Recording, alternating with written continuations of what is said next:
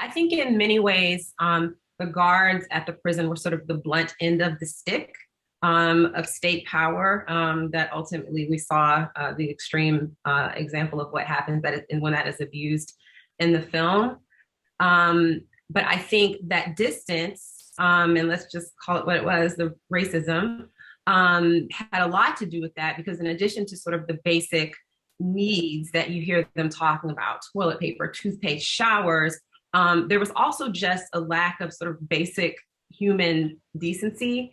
You hear the guys talk in the film about the way that the guards communicated with the prisoners was to hit a stick against the wall twice to go, once to stop, or whatever it is. And so just sort of small things like the inability of these two groups of people to communicate like human beings, even though they, in many ways, were the closest people to each other because they shared, however many hours a day in this prison with one another, even though, different roles that they played within that prison.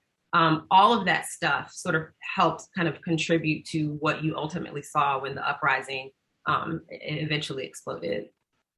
Yeah, I mean, I think also, what we haven't traditionally thought about or has been known is why the prisoners actually rebelled.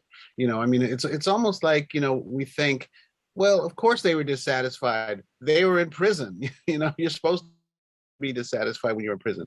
But there were really concrete reasons of why they rebelled. And I think that you kind of understand that a lot more after seeing this film.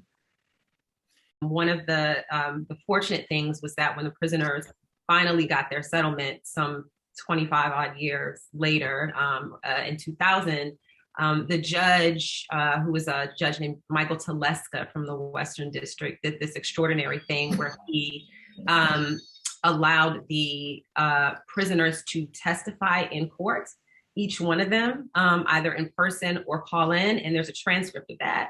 So I was able to kind of go through all of these hundreds of pages of transcript, try to figure out, based on people's ages, who might be around, who seem to have a story. And one of the good things about the pandemic is it just really kind of allowed me the time and the space to look for these people and then just kind of get on the phone and call them. And, a fraction of the people that I spoke with are in the film. There were hangups. There were some angry, why are you bothering me about this again?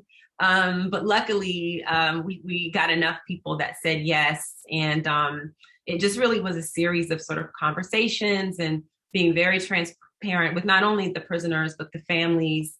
I have to stress that we did make an attempt to get some of the hostage guards in the film. I spoke to several of them. We were going to film them. They declined. But just conversations with all of those people about this is what we're doing. This is the story that we're telling. It was helpful that we sort of figured out early on that this should be a story that doesn't kind of have a Morgan Freeman voice of God coming in telling you what's what. So I think that helped being able to kind of say to everybody that whatever gets told in this film is going to be told by the people that lived it. I agree. I agree with Traci.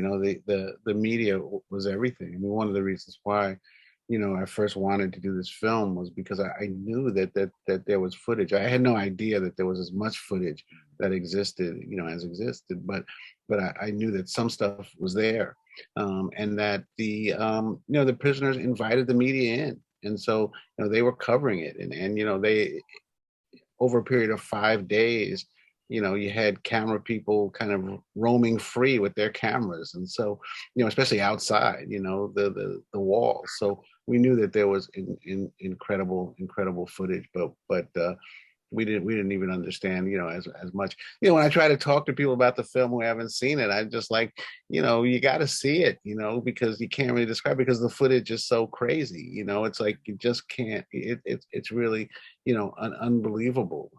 That basically there's footage from start until finish. They're filming the actual takeover.